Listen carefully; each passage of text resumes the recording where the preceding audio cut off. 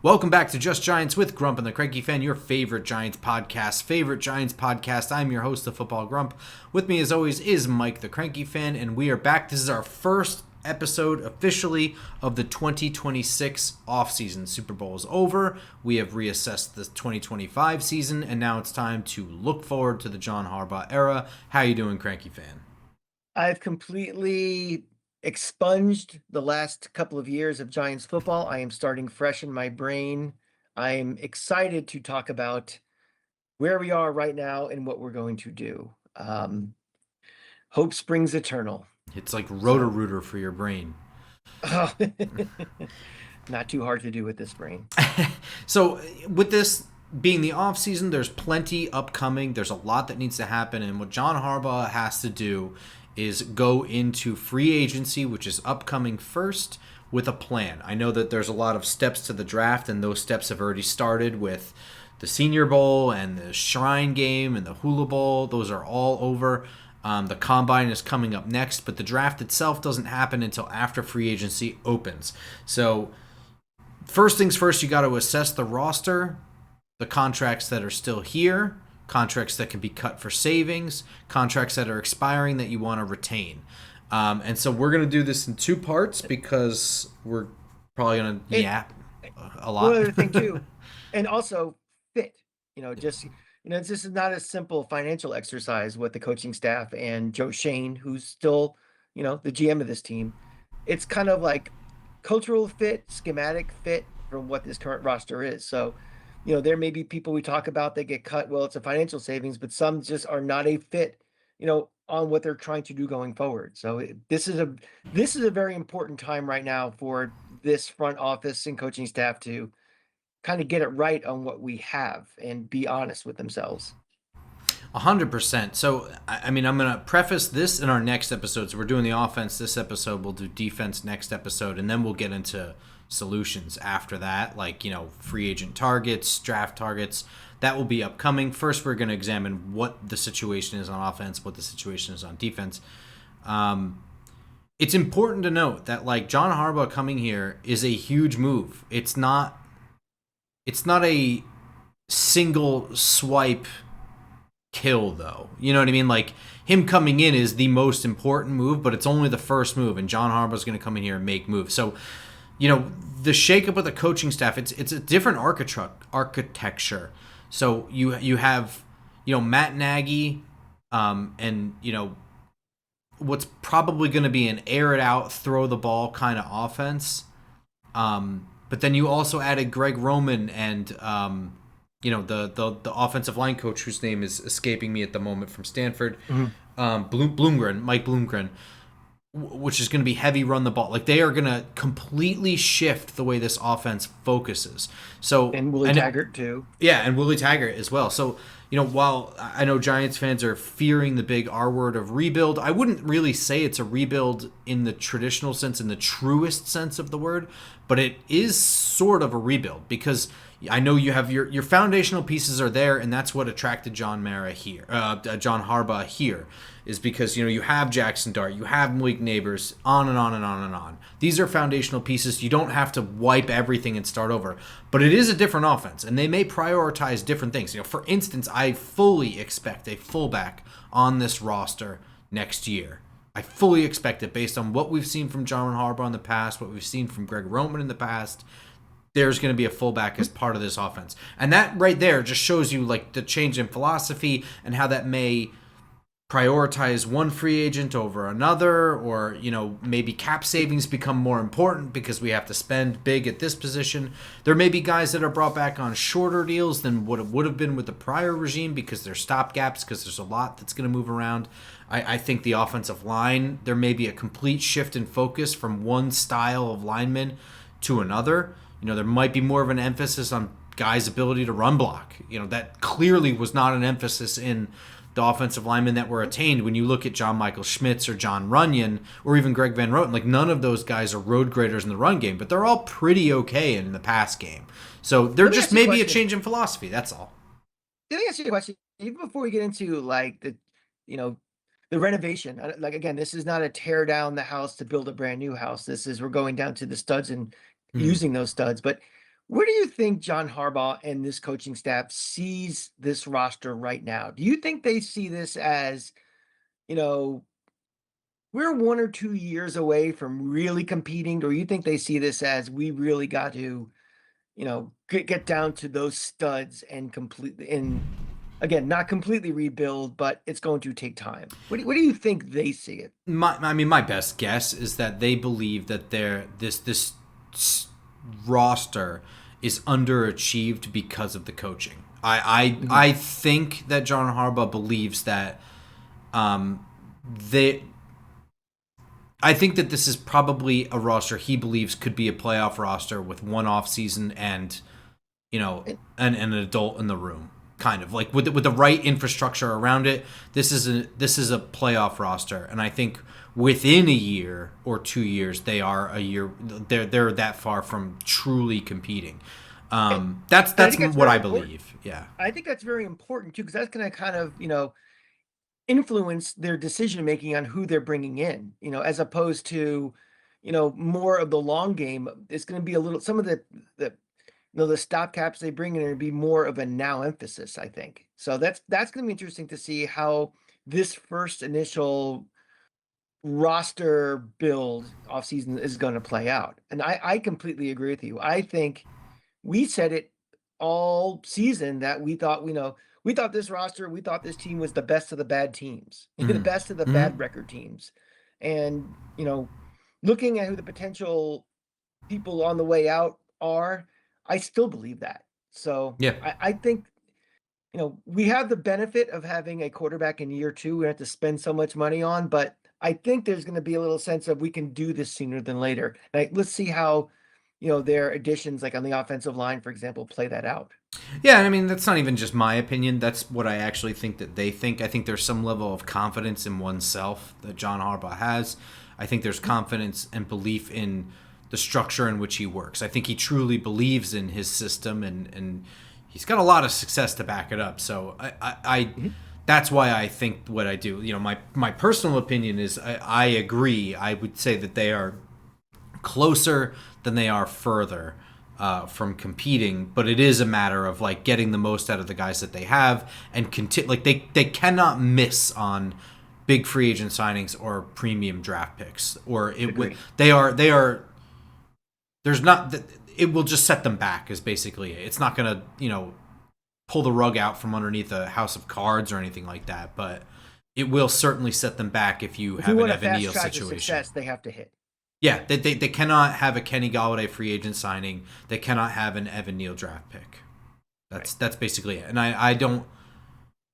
I think that they are going to be less gambly and more surefire on getting guys that love football and can do football things than Mhm. guys that have some athletic freak, or physical trait that is ungodly, but you got to Right. rein him in, or maybe he doesn't really care about football that much and he wants to rap or something like that. You know what I mean? I think there's going to be a lot less of that and more of Yes. just straight up football guys. I mean, that's at least what John Harbaugh's press conference was all about, was that we're doing football now, and that's who we are. That's our Well, it identity. seems like We're it's his football DNA players. going back.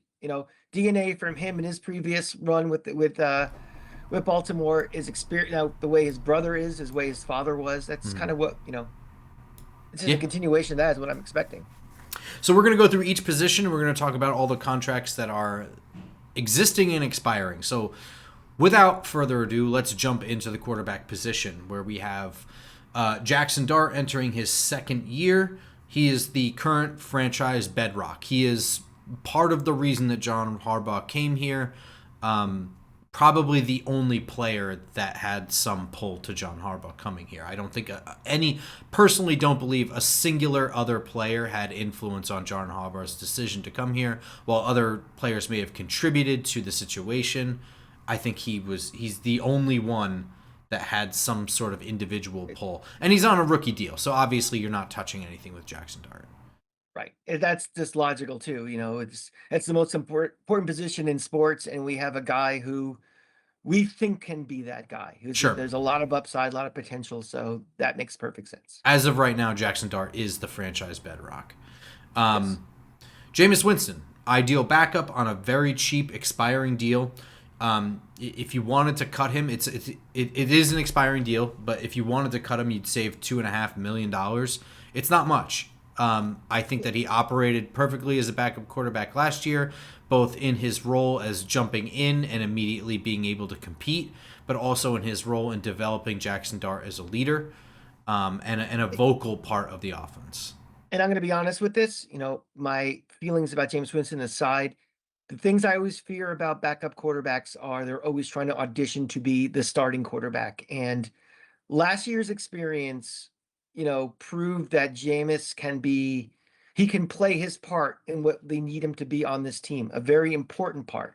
Mhm. Um, Someone who's ready to play when called upon, who can produce right away when needed to. If Jackson Dart's out for 7, 10, 12 weeks, the season's lost anyway. So I don't really care, about, the Jameis Winston effect of he looks good for 2 weeks and he looks shitty for 5 weeks. Mhm. He did things that Tyrod Taylor, he did not do the things that Tyrod Taylor did, which pissed me off, is trying to audition for his next starting role. And I think for that reason, there was a good chemistry with him and Jackson Dart, good chemistry with him and his teammates. I'm fine with him being the backup and staying with him this year. It doesn't make any sense to get rid of him and start over in a position that, I'm fine with it for now. Russell Wilson's on an expired contract. Good riddance, right? He might want to consider not playing football next year. To be honest, I felt like I'm you let not him trying play to be football last mean. year. I'm not trying to be mean. I'm being serious because it doesn't seem like he's the kind of guy who wants to be in a backup role. He doesn't need the money. You know what I mean? Like there, He's washed. it may just be time to hang it up, and it's okay. Yeah, Um, he's a Hall of Famer. He'll be fine. Got a hot wife. yeah, looking at this, you build everything around Jackson Dart, and you monitor what he and the new offense is going to need from a backup going forward. That's kind of the way I'm looking at this, and you know this new look offense may prioritize someone with more mobility than Jameis. You can fully operate in 2026 with Jameis, but it's possible that when Jameis's contract is expiring, that you want somebody who has more of that mobility in him. I don't know if that's like a Marcus Mariota or Josh Johnson or something like that. Josh Johnson's probably retired by then, but I've been saying that for 5 years. But the ideal backup for this offense and for this team may not be Jameis going forward, but for the 2026 season, I don't think that makes any sense to move on from him. Let me ask you a question then. Do you kind of proactively try to get a Tommy DeVito type third string quarterback on this team who can be, you know, kind of a practice squad guy, but guy could be your third quarterback if necessary, who has that skill set we're looking for, or is it Yes, still a little too early? I would I would proactively do anything and everything. So you have Jameis is not here in 2027. So you have 1 year with Jameis. So the sooner you get somebody in here, the better. Now, if it were me, I would prefer that to be someone who is closer to being Tommy DeVito, who he is now. Someone who has some game experience. He's clearly a backup. You bring him in. He kind of fits the mold of having some level of mobility and throwing stuff. He's a little bit more quick game and less long game, like deep game. Maybe there's somebody else out there. You know what I mean? But Mhm. what I mean is somebody who's got game experience and is a veteran already is someone I'd prefer to bring in.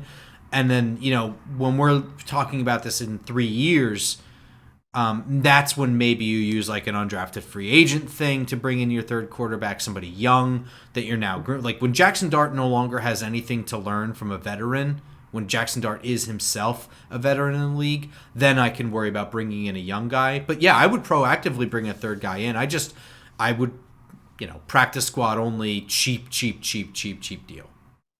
Okay. I don't know Sounds good. where do you land on that? I think so as well. And I keep going back and forth where I just want to draft somebody like, who's the guy we got from Syracuse a few years back? We just kind of Ryan Nassib. that type of potential guy who can grow with this team a little bit in that backup role, or you know some veteran who's just like his last stop before he's done and just is available just in case. I think I want to potentially want to bring in a young guy, because again, we're talking about the third string quarterback, we're not talking about the backup, but Mhm. someone that can kind of grow into the role of this offense and this organization. I feel I you. mean, I wouldn't waste a third round pick on it, but if there's some quarterback out there in college who was pretty decent and maybe we can pick up as an undrafted free agent or maybe even like a sixth or seventh round pick, maybe someone like that. Hmm. There are 3 6 round picks this year, so for me it feels a little bit early to be using an asset. Mhm. Uh, Unless they love the guy, yeah, I mean, because again, of course, they like Dart, but again, he's still after his rookie year, and you don't know what's going to happen. So it's not a guarantee with Jackson Dart. sure. All right, let's flip to a much more interesting and complicated position where decisions really are going to have to be made, and that's wide receiver. So bear with me for a couple minutes. I'm going to run through all the players first, and then we'll Mhm. go down and analyze them all. Malik Neighbors, a star on a rookie deal. Expired contract for Wandale Robinson, coming off of a 1,000-yard season. Quick and shifty, some level of ability to stretch the field, with length concerns. Strong wide receiver in the short area. Looks like he's probably going to be commanding money between 17 and 23 million dollars AAV.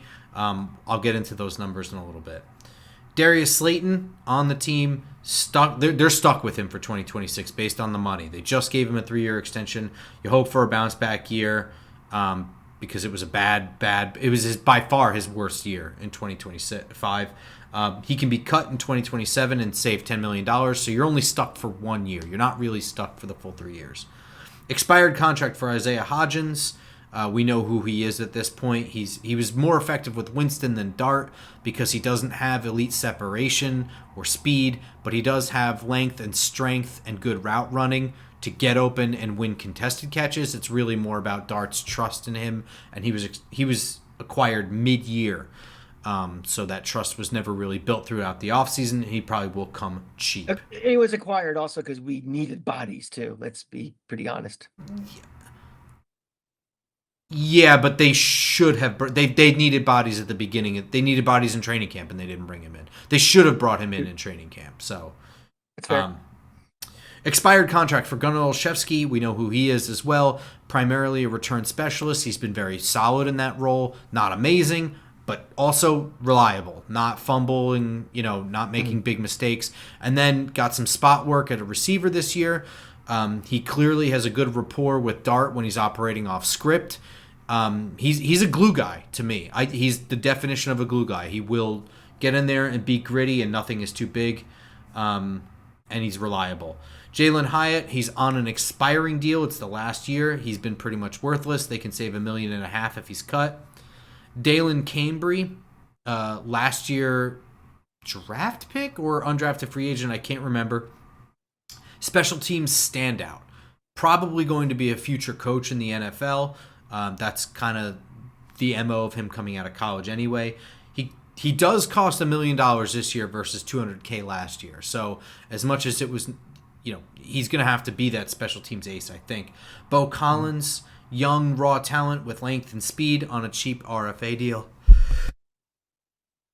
Excuse me, just sneezed.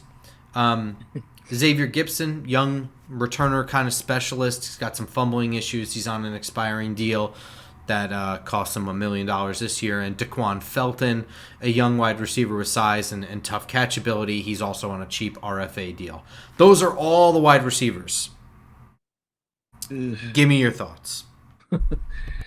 Feels like a position group that needs some kind of significant upgrading. I mean, if Wandale comes back, that's fine. But the first thing is Neighbors has to stay healthy because as soon as he was gone, it seemed like the passing game just completely changed the complexion of it. So the first thing is he has to obviously stay healthy. Um, again, if we're talking about our fourth receiver, and reliability and everything, is the guy we picked up in the middle of the season who we didn't like before the season started. It's a position that has to be upgraded. And I, you know, for a guy like Dart, who he's going to make something out of nothing, but he also needs help for receivers doing their part to make something out of nothing as well. So I want receivers who can get separation, who have moves, who can do things, not just bodies who, get to the sticks and just are there. Other than Malik Neighbors and Wandell, we have a bunch of receivers who are just kind of there. Darius Slayton, if I've thought this all along about him, that when he doesn't have to be relied on to be the number one or even number two guy is better. I think he's a bit of a choke artist when he's the guy. You don't really remember all a drop or something when it's like the third option in the offense. So maybe if he's Slate Neighbors is back, we get a solid number two receiver. If Wandell comes back still or whatever, he's part of the mix. I'll feel more comfortable. But when we have to rely on him to be the guy, that's where the problems happen. It's definitely a position group I need to target. I need more things around Jackson Dart to be special and to help him. He's still going to be a second year quarterback who needs a good support staff around him. So this is one of those things that gets really, really complicated because yes, yeah. I think without a doubt you need to start preparing yourself to move off of and stop relying on Darius Slayton. And it's nothing against him, but at this point I would say drops have been an occasional issue for him, and I say occasional because he made big plays and then he made big drops, and it was always, you remember the big drops because it's what could have been, but the big plays, you're just kind of like, well, he was open, you know what I mean? Like, so they get a little bit forgotten about. It's like, well, that was his individual ability to get open. He's got the speed, the release. Like he's a pretty savvy receiver. It's just that last 10% that's the most important. Whatever. This year was a different story because clearly it became yips for him. It started to get in his head, and even the catches he was making, it felt like they were body catches. They were being bobbled a little bit. Like, yeah, exactly. Yeah. Like the confidence was just lost for him this year. Now he could get that back, but regardless, he's an aging receiver where speed is probably his biggest asset, so that's going to start dialing off anyway. So for even if you want to completely wipe your mind of 2025's Darius Slayton, you should be preparing for this anyway. And I think that's number one most important issue, is to get another outside receiver that you feel 100% confident in, to replace that Darius Slayton role, and let Darius Slayton just take that step back, calm down, let the catches come to him and just work on his own thing, and whatever. And also, if he's the number three receiver, he's going to be going against, CB3 or a nickel guy or something where he should have more. Or if he doesn't, then the other wide receiver will. You know what I mean? Like, yeah, right. He becomes that added thing. And I mean, like, if we're going to work a little bit backwards here, like, not only am I fully done with Jalen Hyatt, I don't think Jalen Hyatt is going to vibe with John Harbaugh's kicking his ass in practice every single day. I don't think the attitude is a match, and, whatever. So I think that's $1.5 million in savings right there. And when you do that, you can dial Darius Slayton back into that speed role, but that Darius Slayton is more than just a speed receiver. He can run routes that Jalen Hyatt can't. And not only that, he can run the nuances of routes where, he understands, match coverage and hot and all these things, and he can get on a rapport with Jackson Dart. And if this guy's shading a little bit to the inside, then I'll bend this. You know what I mean? Like the nuances and the little things, and not just like this is how you run a dig route kind of shit. If you can dial him back into that role, then you have an upgrade there, and you've saved $1.5 million. Okay, cool, good job. I think you should bring Gunnar Olszewski back. There is a caveat to that, but let me just hold off on that for just a couple of minutes.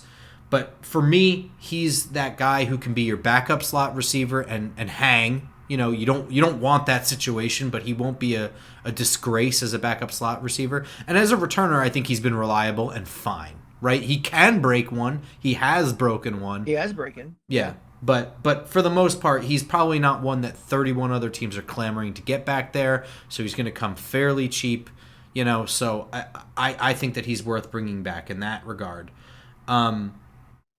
We need as many football players as we can on this team, and a guy who can handle two roles in one saves you a roster spot for getting more players that we need. So correct. I'm completely good with it.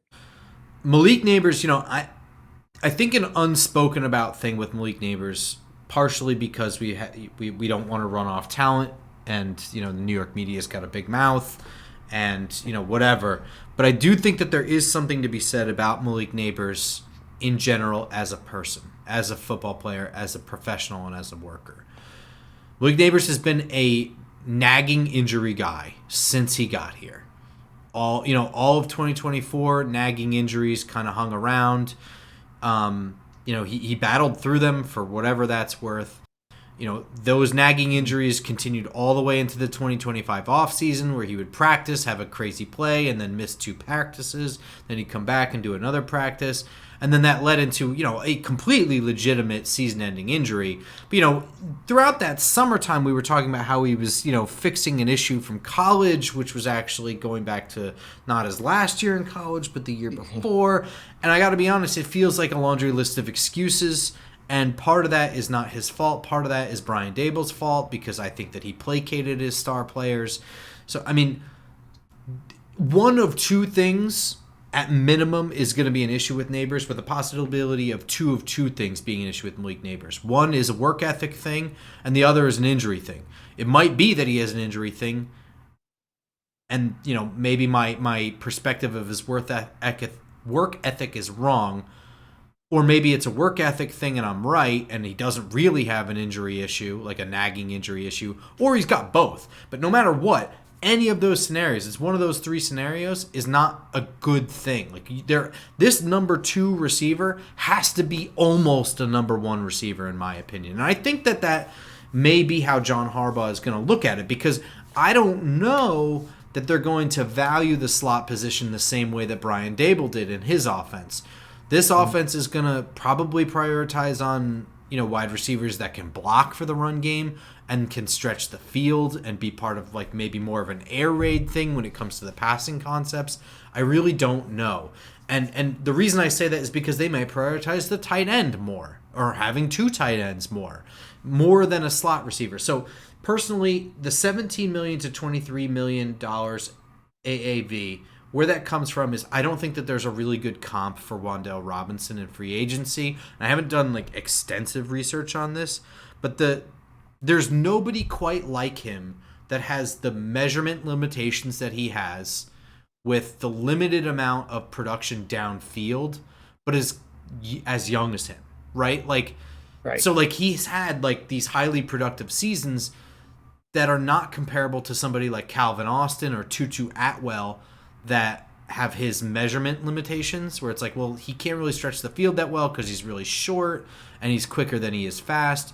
And then you look at the guys who have the production similarities, like Cooper Kupp, but they're older than him and they have more of that sustained production. So it becomes very murky. And I ended up going above what Tutu Atwell got, which was basically $15 million AAV over 3 years. But not, I don't know. It could be anywhere in there. You know what I mean? I don't know how the rest of the league is going to view him. If I'm a Wan'Dale fan, I would be more confident he's coming back if we had the old regime still here. 100%. I think with a fresh pair of eyes, all things are up. But I want to get back to Malik Neighbors in that kind of vein, that, I'm trying to think, for all the time that Harbaugh was in Baltimore, did he really deal with guys that we would consider prima donnas? And I'm not saying that Malik Neighbors is in the same level as Terrell Owens or any of these other guys, but well, it is a possibility that Neighbors is more of a prima donna than we know. That's is basically all I'm trying to say. And that's where I'm going with this, is that I really don't remember that many of them in Baltimore during all that time. And Beckham. what's that? Beckham. Yeah, but how long was that last? Not very. I don't know. Yeah. Maybe I don't know. I try not to keep track of shitty personality traits around the league if they don't bother me, but I don't know. Yeah, I have no idea. My point being that the Malik Neighbors era in New York may not be as long as we all pencil in with him because of things like that. Sure. If this could be one of those things where, Harbaugh decides he just doesn't want to deal with him and he's gone and people are shocked. I'm not saying it's going to happen this offseason, but it could happen or ever, as soon as next offseason. So I think we have to prepare for that. And I think, a good front office is always thinking of eventualities of things. Well, what if this has happened? And, Harbaugh's new, but Joe Shane isn't. And Joe Shane knows what goes on in the building too. So, I would just keep my eye on the antics with him. He's not exactly Beckham level for being, immature and all that, but he does have a whiff of him a bit. And it'll be curious to see how Harbaugh meshes with him and if he just straight up wants to deal with him. And I think that has to be thought of as preparing in case that happens. So, I mean, this is a sensitive conversation that I think, like, if Malik Neighbors ever heard this, would be offended. So, I am gonna tap dance this a little bit. I'm sure his like fans, like Giants fans, there's a segment that would are annoyed we're even talking about this. Well, those same fans should have to realize we've won 4 games the last couple of years. And also, you and I have been fans for a long time. We've seen talent come and go.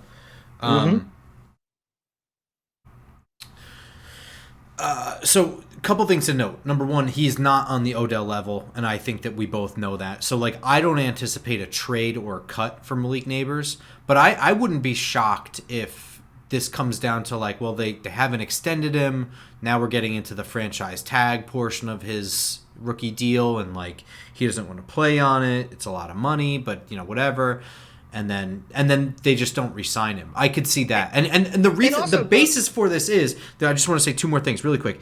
Number one, the basis of this is part of that John Harbaugh press conference was like, he specifically said, like, we want football guys. Ain't that right, Joe? Like, if these guys don't want to play football, they don't need to be here. And, I don't know that that's like the Jalen Hyatts of the world. That's an easy decision to make. Malik Neighbors, that's a hard decision to make. Now, the other part of this too is I am in fact speculating. I'm just doing some mental addition here as what I've seen over the years from other football players, and just be like, this is leading towards a trend of this guy just doesn't want to work hard. So I'm not saying that, but I am saying that this is the same evidence that I usually see for other guys, that eventually becomes a truth.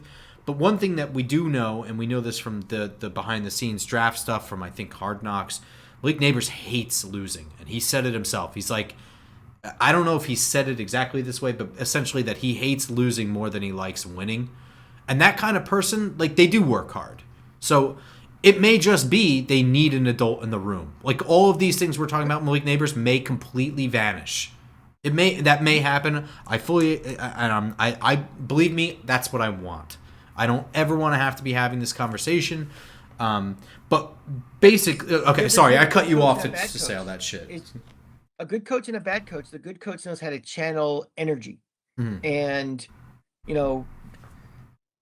think of guys like Dennis Rodman, who, guys that, he's a flamboyant, the guy can consider it a head case, but, he wanted to win and he actually worked hard. And it took a great coach like Phil Jackson to kind of get him under control and do what he needs to do to win and win championships. And, we consider John Harbaugh a great coach.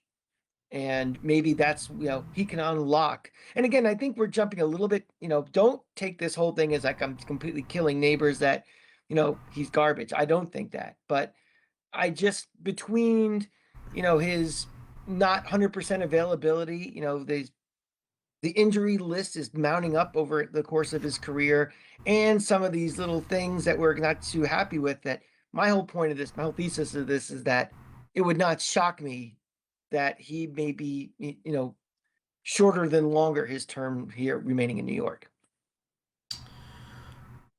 Yeah, that's essentially what we're trying to say. Mm-hmm. So, I mean, when I look at this wide receiver group, I see 2 different pathways. There's either the pathway that they still believe in the modern NFL needs a shifty slot receiver to frustrate defenses, and that may be the case.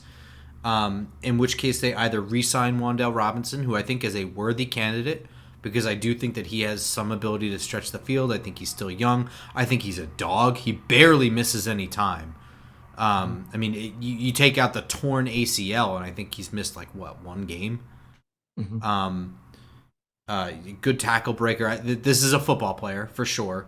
Or they get someone similar. Or, and in that case, if that's the case where they're going to put big money in the slot receiver, then I think that number 2 outside receiver is going to get less money and is going to be closer to Darius Slayton in terms of talent. You know what I mean? And in that case, I would say re-sign Gunnar Olszewski to be your returner and backup slot. Now, Mhm. if they go the other route, which is the two outside receivers between Malik Neighbors and whoever they view, whoever they bring in, those are the big money guys, and they go out and they sign the big money there, and then they get some kind of slapdick slot receiver, whatever. Or yeah, I guess there's technically three. You Or there's get also the draft. whatever, right? But Mhm. in that case, your slot receiver, if they're going to be a lower level priority because you have your two outside receivers and then you play a lot with two tight ends, and then that slot receiver only gets mixed in certain scenarios like goal line or something like that. Because you're stuck with Darius Slayton anyway. He's going to be that number 3 outside receiver. But if that's the case, then your slot receiver may be your return specialist. Yeah. That's maybe when you go out and you get Rashid Shaheed or something like that to be, I'm just throwing out a name. He's going to be expensive. But somebody who's like, yeah, he's the slot receiver, but like he does more damage for us as a returner.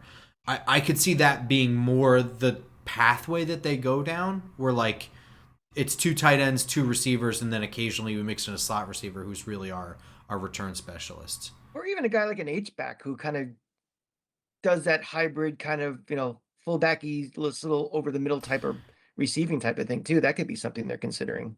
I just don't think so because I think they're going to prioritize a fullback way too. Like I really do think that like a specified fullback is going to be part of this offense at least to get started to Mhm. build the infrastructure of what Greg Roman wants, and then from there if they decide to continue with that or blend the H back sort of role to be little fullbacky, little tight endy, then Gotcha. then maybe they'll shift from there. I would be a little surprised if they did that this year.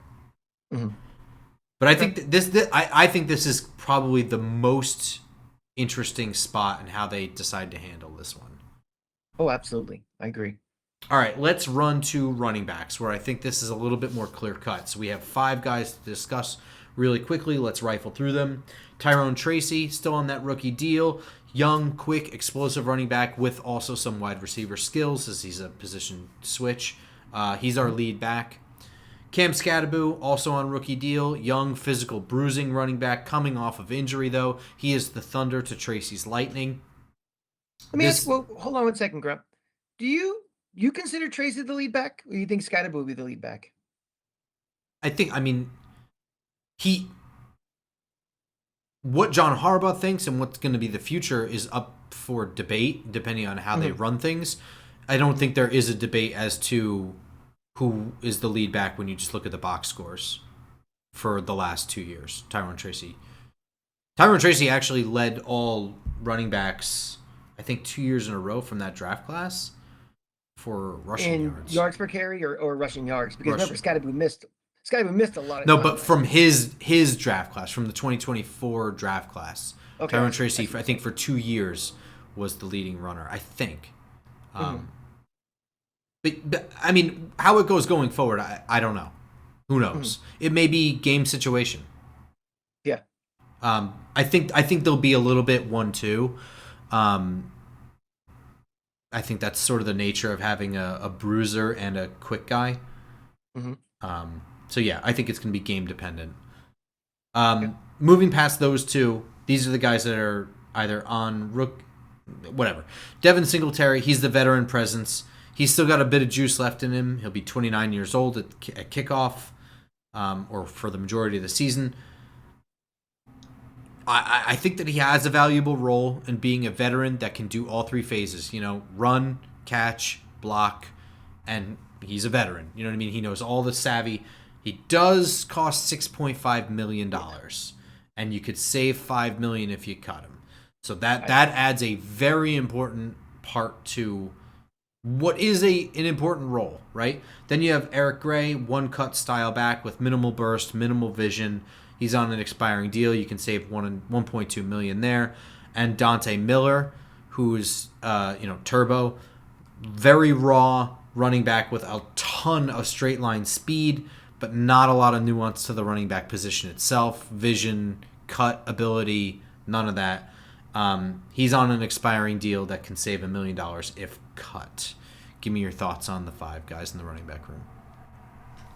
get this feeling in the back of my mind that they're going to cut Singletary. I think it's one of those, he's the third option at running back, and he does play a valuable role, but that money, that's a nice piece of savings that could be used for other spots in this roster. I don't know if I'd go to Vegas and bet he'll be cut, but I have a sense that he might be. He's just one of those unfortunate casualties where if we didn't have a cap, we'd be like, oh, it'd be great to have him. But I think when this difficult decisions have to be made, I think he's going to, surprising to a lot of people, be gone. Yeah, I mean, so that third running back role is important in a 1-2 punch kind of thing. And the reason why is because he's got to be able to do everything well. He doesn't have to be amazing at anything, but he does have the juice to run forward. He has the jukes to break tackles. He can catch out of the backfield. He can, run over guys. He can block. So if Cam Scattaboo is not ready to go right away to start the season, Devin Singletary can be Cam Scattaboo in that role for a minimum. That's a whole different story. I'm just saying, for a small period of time, Devin Singletary to be that guy. If Tyrone Tracy busts his shoulder up again and he has to be the speed to Cam Scattaboo's bruising, he can do that as well, and he can catch out of the backfield. So that's why the third running back role is so important in a 1-2 punch where guys have defined roles. Now, of course, Cam Scattaboo can catch out of the backfield. Tyrone Tracy can break tackles, but that's not their specialty. You know what I mean? We also have a quarterback who will run the ball too. Yes. So it's almost like 3.5 his role. The way I'm looking at this, though, is if you can cut Singletary, Gray, and Miller, because you don't need 5 running backs, yes, you can save $7.2 million. Yep. With that money, you can get a different, younger veteran that you feel a little bit more comfortable with for probably less than $6.5 million that you're paying Singletary, and you can UDFA that fourth running back guy. Good running backs that don't do anything special but are just good running backs every single year are day 3 draft picks, undrafted free agents, UFL players, like those guys. Or cut down day guys. Exactly. They are so easily attainable, and it's not to say, it's just that there is a very large supply and not as much demand for running backs that need a good O-line to be good, but are otherwise just average. We want him for too. We're not looking for a guy who's going to come in and get 1,200 yards rushing. Some guy who could spell the big 2.5 that we have. Correct. And like I said, they can be found everywhere. The UFL has them. I would guarantee you could probably find at least one guy in the CFL that can do this stuff. Like, there is no reason to spend big for that fourth running back role. So if you spend $5 million, if you're like, well, you just cut Devin Singletary to spend $5 million on another veteran, you're still saving money. You're still going to end up saving like $2 million by doing it that way, and you get a younger guy, and that role is important. That third running back role is important. And don't forget also, I just mentioned that we were running quarterback. Our hypothesis, we're also going to get a fullback. Yep, that's true too. So that even makes that role, that number 3 running back, not as important even further. So we're assuming that's the case going to be. But if they do come to fruition, we get a fullback, then what are we spending that money on Singletary for? Nice guy, but not for what that role would be. Let's use that to parlay into the tight end position. Theo Johnson on a rookie deal, athletic 2-way tight end. He's kind of tight end 1 right now. A little bit of a drops issue, but he's gotten better it may just continue to get better. On an expired deal, Daniel Bellinger, who is kind of like a very good at everything, not great at anything tight end.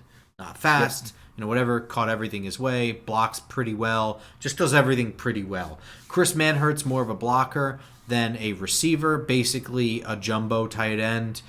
His deal has expired as well. And then you have late round pick Thomas Fidone, who's young. He's got some upside with athleticism, but not a lot there. This to me is the most interesting because I think tight end is going to play a huge role in the offense.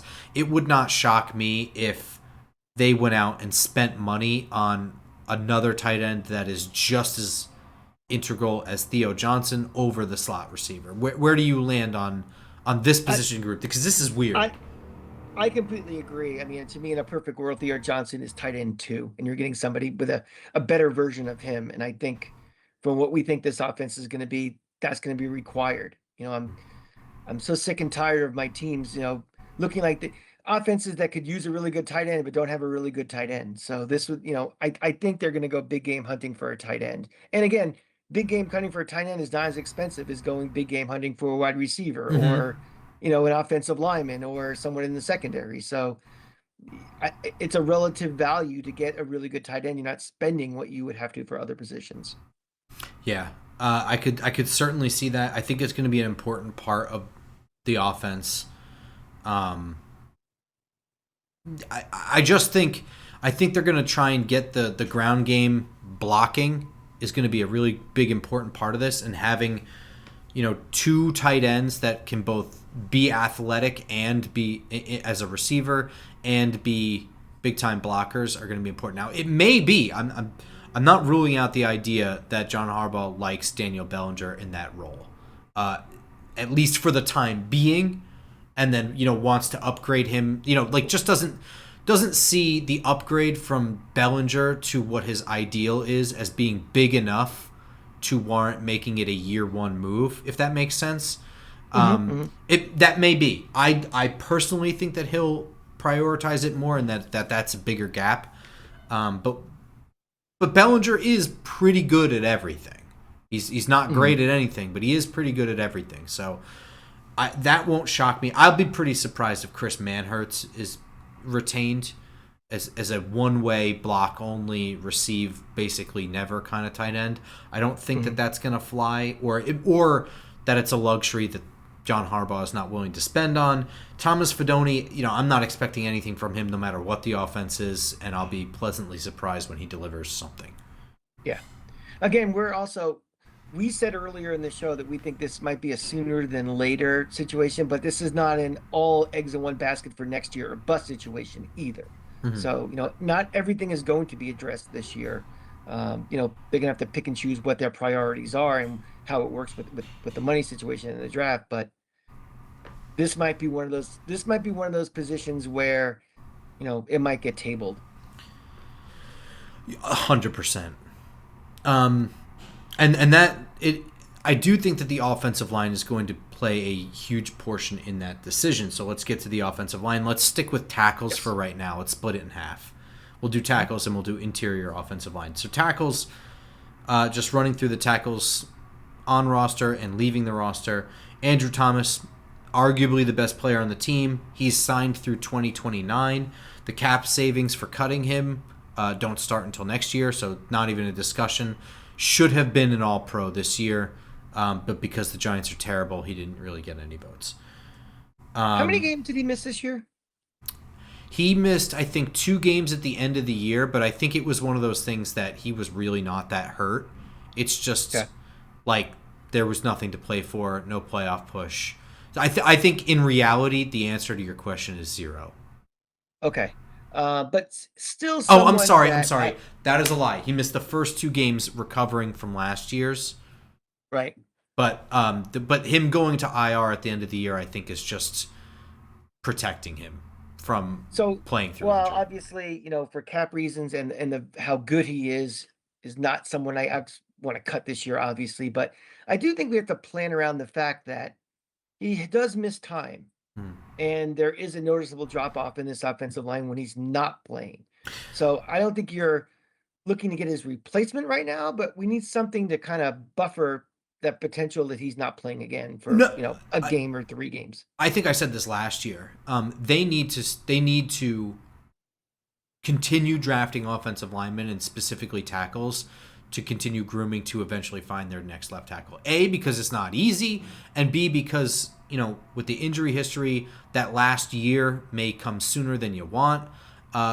Or the money in the injury history is just going to reach a tipping point where you need to be ready to move on, or just handle bigger and bigger stretches of Andrew Thomas not being here. And you saw the same thing in Dallas with Tyron Smith. Tyron Smith was retained there for almost his entire career, and down to the last 4 years, he was missing more games than he was playing.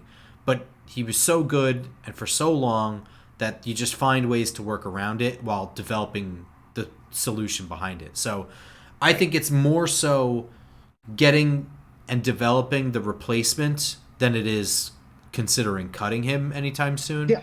Yeah, that's where I think it's more likely that he stays on this team till 2029 or 2028 while they develop a backup. But not really much of a discussion for when he next year. plays, he's still playing at an elite level. 100. That's He the should important have been an All Pro this year. I'm not saying Yes. that because I'm a homer. I'm just looking at the numbers. Right. Other tackles: Jermaine Illuminator, contract expired. Probably a right tackle forever. That's the best right tackler we've had in quite a while. We'll get into the specifics with him in a minute. Marcus Bowe, promising young offensive lineman with interior exterior flexibility. He's on a rookie deal. And James Hudson, he's on the second of a 2-year deal. He was terrible. He was terrible. I mean, he was straight up pulled. Nice. He was pulled in week 2 for a rookie tackle that people were like, I think he needs to move inside, to play left tackle. And not only that, they didn't look back. While, Marcus Bowe didn't have a great game that week 2 game, he also, there was no point where you're like, maybe we should have just kept Hudson in. That didn't happen. So you can save $5.5 million by cutting James Hudson. That seems very likely to me. I would think so. If we're talking having a debate about Singletary for $7 million, 5.5 for him just seems like a no-brainer. Well, it's 5 for Singletary alone. It's 7.2 if you do all 3 of those back half running backs. Okay. Eric Gray and Okay, Dante gotcha. Moore. But okay, so even, same even idea. Then. Yeah. I know. So we discussed Thomas. We discussed Hudson. I know Bowe is like he may end up on the inside kind of thing.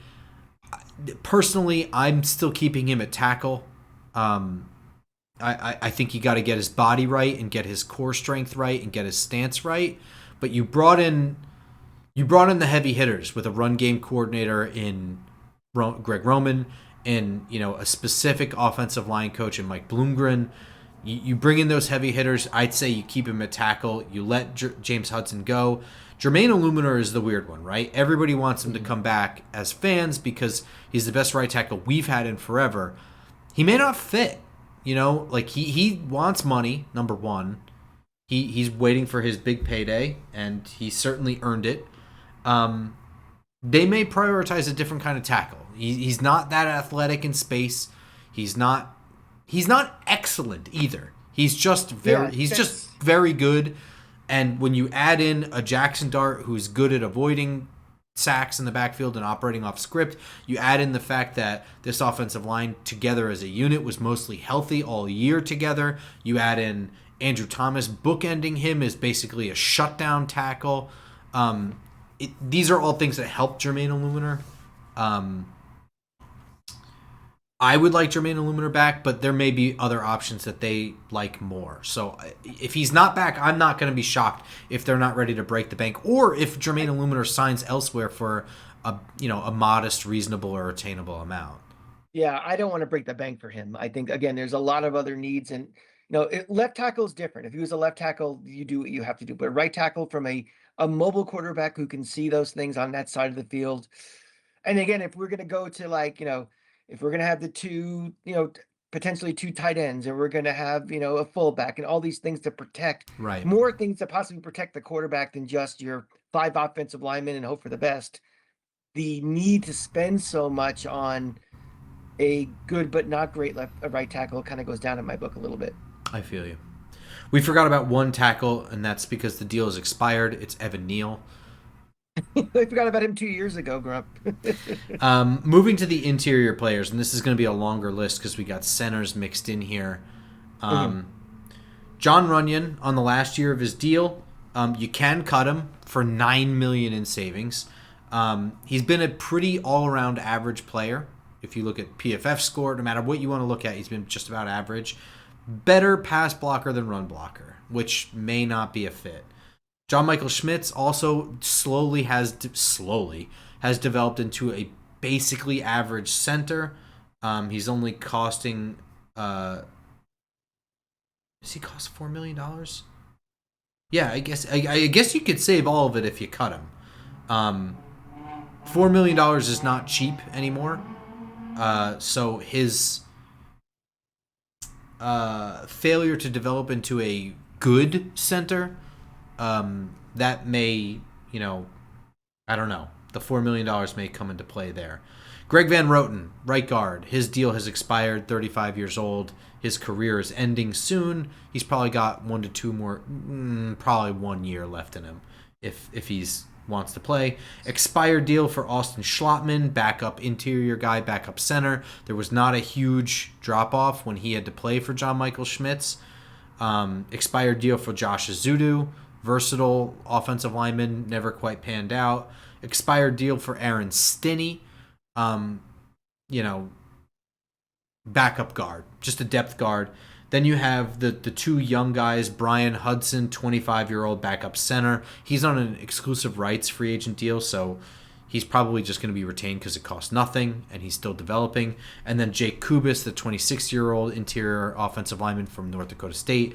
He's also on an ERFA deal, so he's probably being retained as well. Give me your general thoughts here, because there's a lot. So my thoughts are, each player individually, I can make a compelling case for cutting, right? But if the fact that, right now we don't have a right tackle, right now we don't have a right guard, all of a sudden thinking about, well, we could save some money with John Michael Schmitz, and all of a sudden we can maybe save money with Runyon, and all of a sudden 4/5 of our offensive line is gone. And the replacement cost could be way, way higher. I think it just might be, if we only had maybe, just Van Roten, for example, is the only one who is not under contract next year. I could see maybe playing with one of those guys and rolling the dice and cutting. But I think two of them not on the roster, on the replacement cost of keeping, it makes it too high where the sum of all of them is more important than each individual piece right now. Yeah, I agree with you. I think I'm looking at this offensive line as being a year by year overhaul. Mm-hmm. And I think you do, for the first 2 years, you do 2 pieces at a time. Yeah. And then after that, you do a piece every single year just for depth. If for no other reason than for depth. And at worst, you have a, what is it called? Like a luxury of riches? What is it called? Embarrassment of riches? Embarrassment of riches, yeah. Well, yeah, because then, if everything you do hits and you have more linemen than you need and they're all good, then you have an asset to trade. And you can get rid of aging veterans on, higher price deals and clear cap space because you're doing such a good job backfilling depth. So, I mean, that's how I would do it. And the way I would look at it is exactly as you said. Like, you've got 2 holes that happened automatically. Greg Van Roten at right guard, Jermaine Illumer at right tackle. Fix those 2 spots. Cut James Hudson, save $5.5 million. You live with the $9 million that you could have saved with John Runyon, and you just deal, and you keep. You're getting a replacement level. You're getting the floor with him, and the floor with Schmitz too. So yeah, you live with him. I think you go out there and you take the $5.5 million savings, James Hudson, and your remaining money that you have, because you have cap space already. They're not up against the wall. Right. And you go out and you get a right guard, and you go out and you get a right tackle. You keep Marcus Bowe to be your backup tackle. Maybe you sign another tackle, like a veteran, a veteran swing tackle or something like that for depth. I say you re-sign Greg Van Roten, but not to be the right guard starter. I think you make him the backup center. And then I think all you have to do after that is obtain a backup interior player. And I don't care how you do that. And then next year, that's your bridge for 2027. Yeah, and then next year, exactly. Then you worry about your center and your left guard, and you figure those pieces out. And then after that, like I said, you should be able to backfill one piece at a time. You can switch off every year between tackle and interior if you want to. It doesn't really matter. Maybe hopefully Marcus Bowe develops in being that. I think at worst Marcus Bowe develops into being the first tackle off the bench, and it's an important piece, and is good too. I mean, I know he was that this year, but that was just because he was better than James Hudson. He really wasn't great. He was fine. But I think next year will be year 8 for Andrew Thomas, so he's not a spry rookie anymore. Exactly. So. That's kind of how I'm viewing this. I think that there's probably the most shakeup that has to happen on the offensive line, but I think the solution is mostly straightforward. I know Linderbaum is a free agent this year, and everyone's drawing the obvious line from dot to dot. Baltimore, to New York. Harbaugh, the center's not good. This center's great. All this stuff. And I get it. And maybe that is what they want to do. And, they keep John Michael Schmitz and kick him to guard, or maybe they make him the backup center or something like that. I don't know. But to me, that's sort of the roundabout way. It's like option 2 for me. If Harbaugh was an offensive guy who was very involved with the offensive line, and I might draw that a little more in pen than people are, but he's actually a defensive guy. I know he's a special teams coach, but he played safety. Yeah, that's what I'm saying. Yeah. And if he is more of an offensive background and like, oh, this is the guy I want to have more relationship with them, then I would draw that line a little more than people are. I was just saying, I think people view him as a special teams guy because that was his coaching start. But I think that was his coaching break into head coaching. But I think he's just head coach material, and he played a lot of defense. So anyway, it doesn't really matter. I would not be surprised, though. You know what I mean? Like, I know he's not the offensive guy, but I think he understands the value. The most you're going to get out of Jackson Dart is going to be from keeping him upright, not from giving him a wealth of wide receivers to throw to. It's going to be keeping him upright and having a ground game he can rely on so that he doesn't have to.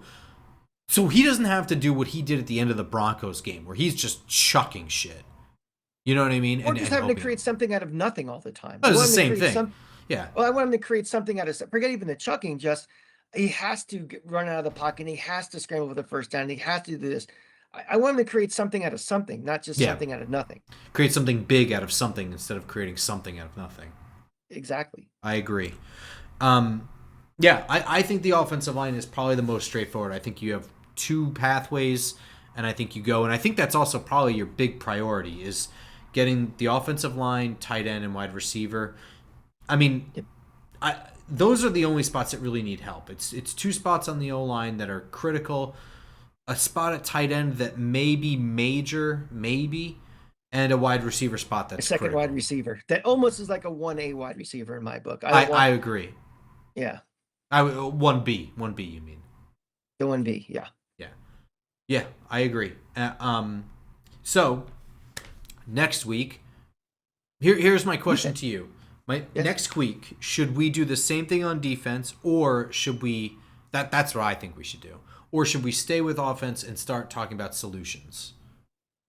Let's start with evaluating. We can get into solutions as we get closer into free agency and draft and trades and all that stuff. I think, the only way we're going to solve this is if we identify it, because, you and I are the GMs of this team. But I think we should lay out what's going on first. So to give a 2-week preview then, in 2 weeks we'll be looking at a possible backup quarterback that could be a quarterback in 2027 to back up Jackson Dart in case Jameis Winston's gone, a possible veteran running back to replace Singletary, Gray, and Miller, that either a slot receiver to replace Wandale or a 1B outside wide receiver. So we'll look at both.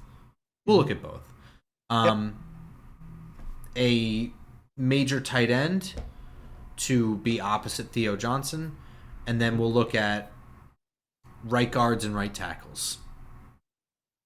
And that'll be in 2 weeks. We'll be looking at free agency mostly, and I'll name day 1 and day 2 draft guys. But draft is so much work still has to get done on my end. I have to do to really talk about these guys with any knowledge. So I don't want to delve into that too much. Our draft coverage is going to come more so in late March, early April. So looking forward to it. Yeah. Look forward to that on, of course, iTunes, SoundCloud, Spotify, and YouTube. Of course, I'm also talking these things over on the Giants Nation show with Bobby Skinner. So you can check me out over there, as that has its own schedule, and so we might talk about those things sooner or later. Mock drafts, all kinds of fun stuff going on with that. And until next time, go Giants. Go Giants.